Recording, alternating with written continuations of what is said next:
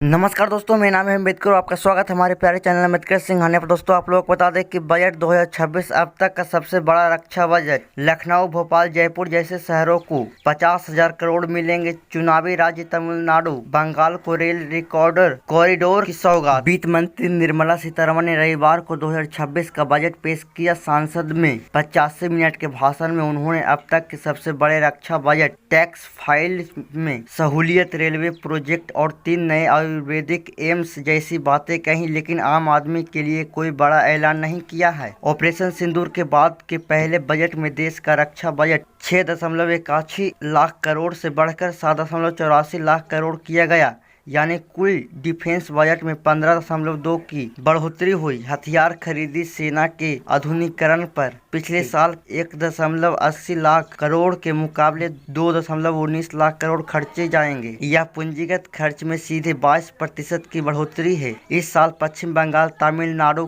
केरल, असम और पुडुचेरी में चुनाव होने हैं। सीतारमण ने भाषण में इन राज्यों पर सीधा असर डालने वाली बड़ी घोषणाएं नहीं रही, लेकिन तमिलनाडु, बंगाल को हाई स्पीड रेल कॉरिडोर की सौगात मिली है। बजट में सिटी इकोनॉमिक रीजन (CIR) के तहत अगले 5 साल के लिए टीयर्स 2/3 शहरों के लिए 5,000 करोड़ का फंड के लिए रखा गया है। इसका उद्देश्य भोपाल, जयपुर, पटना जैसे शहरों में आर्थिक विकास, निवेश और रोजगार को बढ़ावा देना है। सबसे पहले यह आप इमेज देखिए, जिसमें बजट की घोषणाएं बढ़ने से पहले ही संदीप पाल का कार्टून देखिए। बजट 2026 वाले चुनाव राज्यों को क्या मिला? वाराणसी, सिलीगुड़ी, चेन्नई, हैदराबाद के बीच हाई स्पीड रेल कॉरिडोर बनेगा। इससे पश्चिम बंगाल और तमिलनाडु को फायदा होगा। केरल और तमिलनाडु में डीडीकेयर रेयर अर्थ कॉरिडोर बनेगा। इस साल दोनों राज्यों में विधानसभा चुनाव हैं। नारियल संवर्धन योजना का ऐलान किया गया है, जिससे तमिलनाडु और केरल के किसानों को फायदा होगा। मत्स्य पालन योजना का ऐलान हुआ है, इससे तमिलनाडु और केरल जैसे समुद्री किनारे वाले राज्यों को फायदा मिलेगा। पूर्वोत्तर के राज्यों में वृद्ध सर्किट बनेगा, असम को फायदा होगा। बजट 2026 की 15 सबसे बड़ी घोषणाएं। इनकम टैक्स स्लैब में बदलाव नहीं, लेकिन रिवाइंड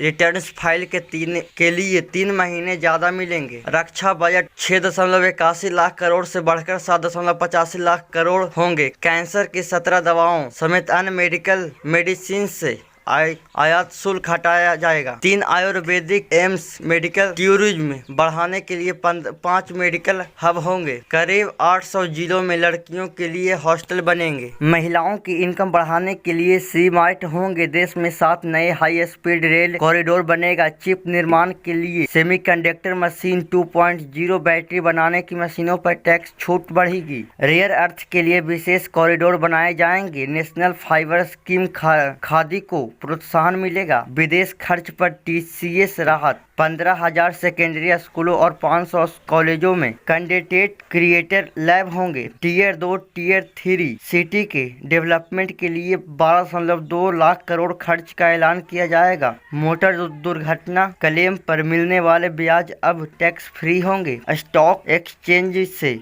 खरीदी SGB पर टैक्स छूट खत्म होगा। बजट 2026 सेक्टर वाइज समझिए। इनकम टैक्स स्लैब में बदलाव नहीं, रिटर्न फाइलिंग के लिए 3 महीने एक्स्ट्रा। इनकम टैक्स स्लैब में कोई बदलाव नहीं, रिवार्ड्स रिटर्न फाइल करने के लिए 3 महीने का ज्यादा समय दिया जाएगा, यानी अब 31 दिसंबर के बदले 31 मार्च तक रिवार्ड्स रिटर्न फाइल कर सकते हैं। न्यू इनकम टैक्स एक्ट 1 अप्रैल 2026 से लागू होगा। फॉर्म रिडिजाइन किए गए हैं ताकि आम लोग उसे आसानी से भर सकें। रक्षा बजट में 15% बढ़ा। फोर्सेस के आधुनिकीकरण पर 22% ज्यादा खर्च। डिफेंस बजट में 15.2% की बढ़ोतरी। ऑपरेशन सिंदूर के बाद पहले बजट में सीतारमण ने जियोपॉलिटिक्स और चुनौतियों की बात कही और देश का रक्षा बजट 6.81 लाख करोड़ से बढ़कर 7.85 लाख करोड़ किया, यानी कुल डिफेंस बजट में 15.2% की बढ़ोतरी हुई है। डिफेंस बजट की खास बात यह है कि इनमें हथियार खरीदी और आधुनिकीकरण पर पिछले साल के 1.80 लाख करोड़ के मुकाबले इस साल 2.19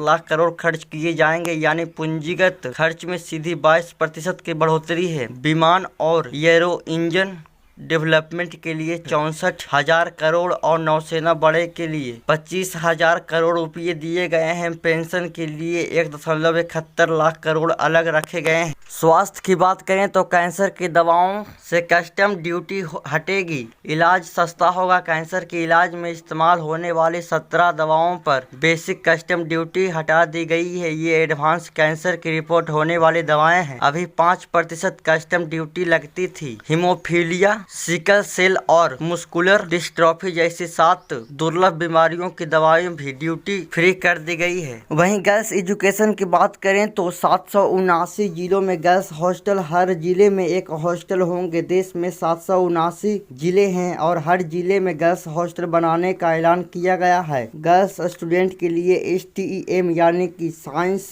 टेक्नोलॉजी, इंजीनियरिंग और मैथ शिक्षा का विशेष प्राथमिकता देने की बात कही गई है। वहीं महिलाएं की बात करें तो लखपति दीदी मॉडल पर रोजगार और आय बढ़ाने की स्कीम। लखपति दीदी की तर्ज पर महिलाएं स्वयं सहायता समूह की उद्यमी महिलाओं के लिए C-Mart बनाए जाएंगे। इन दुकानों की महिलाओं के स्वयं सहायक समूहों के समुदाय ही चलाएंगे। यहाँ महिलाओं के बनाए खाद्य पदार्थ, हस्तशिल्प, कपड़े और स्थानीय उत्पाद सीधे बेचे जाएंगे। इससे बिचौलियों की भूमिका कम होगी और महिलाओं को अपने कारोबार पर मालिकाना हक मिलेगा। आयुर्वेद की बात करें तो भारत को ग्लोबल बायोफार्म मैन्युफैक्चरिंग हब बनाने की तैयारी। बजट में 3 आयुर्वेदिक एम्स बनाने का ऐलान किया गया है। आयुर्वेदिक दवाइयों टेस्टिंग के नेशनल लैब बनाए जाएंगे। भारत को ग्लोबल लेवल पर बायोफार्म प्रोडक्ट के उत्पादन का हब बनाया जाएगा। अगले 5 साल में 1 lakh specialist health care professional तैयार होंगे। इसके लिए 10,000 करोड़ की निवेश करने की बात कही गई है। यहाँ पे आप लोग एक तस्वीर देख सकते हैं। ग्रीन एनर्जी की बात करें तो बैटरी बनाने की मशीनों पर टैक्स छूट बढ़ा। सरकार ने लिथियम आयरन बैटरी बनाने वाली मशीनों पर टैक्स छूट का दायरा बढ़ा दिया है। अब बैटरी एनर्जी स्टोरेज सिस्टम के लिए इस्तेमाल होने वाले सामान पर भी ड्यूटी नहीं लगेगी। इससे इलेक्ट्रिक व्हीकल सस्ते होंगे। वहीं सोलर ग्लास बनाने में इस्तेमाल होने वाले सोडियम एंटीमोनेट पर भी ड्यूटी हटा दी गई है, जिससे देश में सोलर पैनल बनाना सस्ता होगा। खनिज की बात करें तो रेयर अर्थ कॉरिडोर बनाया जाएगा। केरल, तमिलनाडु और ओडिशा में दुर्लभ खनिजों के लिए विशेष कॉरिडोर बनाए जाएंगे। इससे आंध्र प्रदेश को भी जोड़ा जाएगा ताकि खनिज संपन्न राज्यों को फायदा मिले। रेयर अर्थ मटेरियल का इस्तेमाल इलेक्ट्रिक गाड़ियों को मोटर बनाने में इस्तेमाल किया जाता है। खेती और पशु मछली पालन के लिए आय और रोजगार के मौके बढ़ाने पर फोकस। नारियल प्रोत्साहन योजना में से करीब 3 करोड़ लोगों को जोड़ा जाएगा। मछली पालन को बढ़ावा देने के लिए 500 तालाबों और अमृत सरोवरों का विकास किया जाएगा। पशुपालन के क्षेत्र में नए व्यवसायों को बढ़ावा दिए जाएंगे ताकि ज्यादा लोगों के लिए नौकरी और रोजगार के अवसर बने। राज्यों के साथ मिलकर भारतीय चंदन उद्योग तंत्र को फिर से स्थापित किया जाएगा। काजू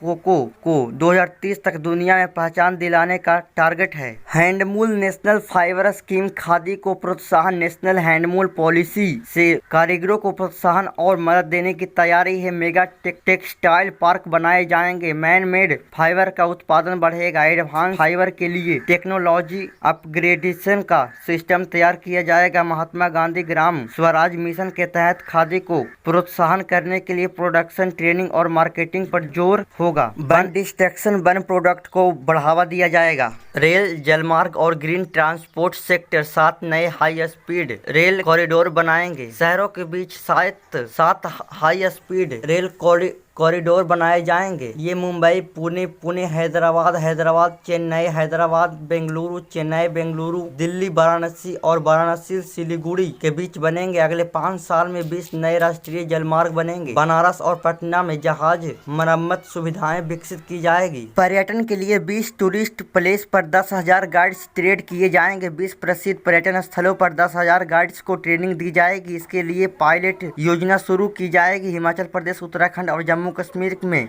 पर्यावरणीय रूप से ऐसे रास्ते बनाए जाएंगे जो ट्रेकिंग और हाइकिंग के लिए आसान होंगे। विदेश खर्चे पर TCS राहत। 2026-27 में विदेश पैसा भेजने LRS पर लगने वाले TCS tax collected at source को कम करने का ऐलान किया गया है। अब विदेश में पढ़ाई या इलाज के लिए साल में 10 लाख रुपये से ज्यादा भेजे तो TCS 5% से घटाकर 2% कर दिया गया है। 500 कॉलेजों और 15,000 सेकेंडरी स्कूलों में में कैंडिडेट क्रिएटर लैब बनेंगे। बजट में डिजिटल शिक्षा और क्रिएटिव स्किल्स को बढ़ावा देने के लिए 500 कॉलेजों और 15,000 सेकेंडरी स्कूलों में कंटेंट क्रिएटर लैब स्थापित करने की घोषणा की गई है। इन लैब्स में छात्रों को वीडियो, पॉडकास्ट, AI आधारित कंटेंट और डिजिटल मीडिया टूल्स का प्रशिक्षण दिया जाएगा ताकि वे भविष्य की डिजिटल अर्थव्यवस्था के लिए तैयार हो सके। टीयर 2 और टीयर 3 शहरों पर बड़ा निवेश। 5 लाख से अधिक आबादी वाले टीयर 2 और टीयर 3 शहरों के समग्र विकास के लिए 12.2 लाख करोड़ के पूंजीगत खर्च का ऐलान किया गया है। इस राशि का उपयोग शहरी बुनियादी ढांचे, आवास, परिवहन, जल निवासी और सार्वजनिक सुविधाओं को मजबूत करने में किया जाएगा ताकि महानगरों पर दबाव कम हो और संतुलित शहर विकास हो सके।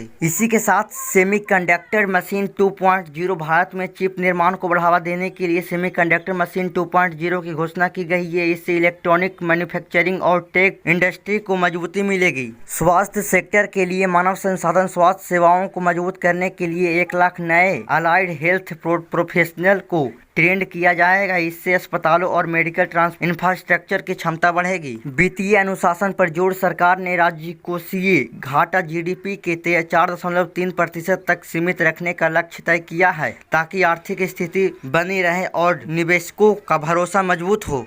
मोटर दुर्घटना क्लेम पर मिलने वाले ब्याज अब टैक्स फ्री होगा। मोटर दुर्घटना क्लेम के मुआवजे पर मिलने वाले ब्याज पर अब DTS नहीं हटेगा। अभी 10% DTS काटा जाता था जिससे पीड़ितों को दिक्कत होती थी। सरकार का कहना है कि यह ब्याज पीड़ितों को राहत देने के लिए होता है, इसलिए इसे पूरी तरह टैक्स फ्री किया गया है। स्टॉक एक्सचेंज से खरीदी SGB पर टैक्स छूट खत्म। अब स्टॉक एक्सचेंज से खरीदे गए सॉवरेन गोल्ड बॉन्ड SGB पर टैक्स छूट नहीं मिलेगी। पहले मैच्योरिटी पर रिडेम्पशन से मिलने वाले मुनाफे पर टैक्स नहीं लगता था, लेकिन सेकेंडरी मार्केट से खरीदे गए SGB पर यह छूट अब खत्म कर दी गई है। सरकार के अनुसार यह फैसला टैक्स समानता लाने और टैक्स नियमों को स्पष्ट करने के लिए किया गया है।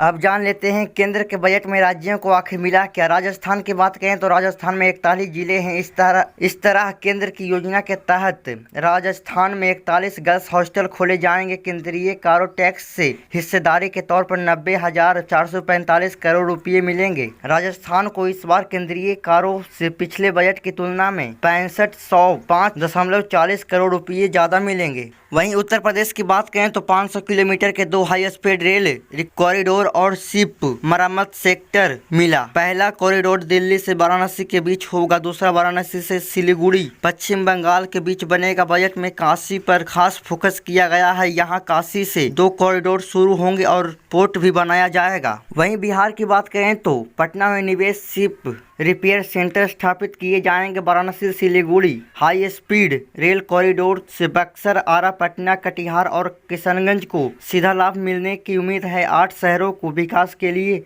अतिरिक्त फंड दिया जाएगा, जैसे इससे पटना, मुजफ्फरपुर, भागलपुर, दरभंगा, बेगूसराय, नालंदा, पूर्णिया और गया को फायदा होगा। वहीं गुजरात की बात करें तो केंद्र की योजनाओं से राज्य को इनडायरेक्ट फायदा मिलेगा। Semiconductor machine 2.0, rare earth corridor, high speed rail network, 12.2 lakh crore का फायदा, कैपेक्स निवेश और राष्ट्रीय जलमार्ग विस्तार से गुजरात के उद्योग, लॉजिस्टिक्स, टेक और पोर्ट आधारित इकोनॉमी को मजबूत मिलेगी। वहीं मध्य प्रदेश की बात करें तो भारत को global bio pharma manufacturing hub बनाने के लिए 10,000 करोड़ का प्रावधान है। इसका एक हिस्सा पीथमपुर में बन रहे फार्मा हब को मिलेगा। साथ ही इंफ्रास्ट्रक्चर और डेवलपमेंट के लिए करीब 2,000 करोड़ मिलेंगे। मध्य प्रदेश के 55 जिलों में भी गर्ल्स हॉस्टल खुलेंगे। MP के 10 शहरों टीयर 2 और टीयर 3 श्रेणी में आते हैं, जहां के विकास के लिए 5,000 करोड़ रुपये दिए जाने का प्रावधान है। अब जान लेते हैं सरकार की कमाई के कर्ज और घाटे का पूरा हिसाब। कुल कर्ज को GDP के 50% तक लाने का टारगेट सरकार के लक्ष्य रखा गया है कि 2030-31 तक देश का कुल कर्जा GDP के 50%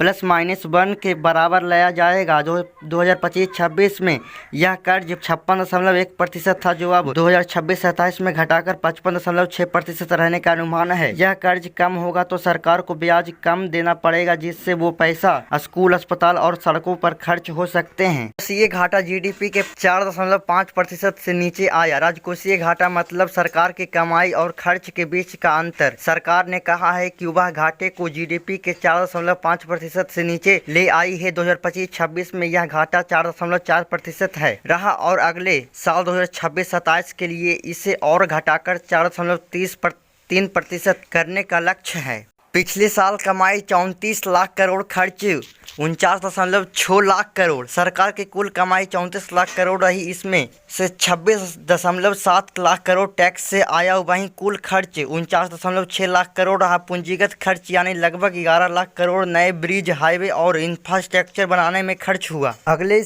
वर्ष कुल कमाई 36.5 लाख करोड़ रखने का अनुमान है। सरकार ने 36.5 लाख करोड़ कुल कमाई का अनुमान है, जिसमें टैक्स से 18.7 लाख करोड़ आएंगे। वहीं लगभग 53.5 लाख करोड़ कुल खर्च रहने का अनुमान है। खर्च कमाई से ज्यादा है, इसलिए सरकार बाजार से 11.7 लाख करोड़ का उधार लेगी। बाकी पैसा छोटी बचत योजनाओं से आएगा। तो दोस्तों आज के लिए बस इतना ही। धन्यवाद।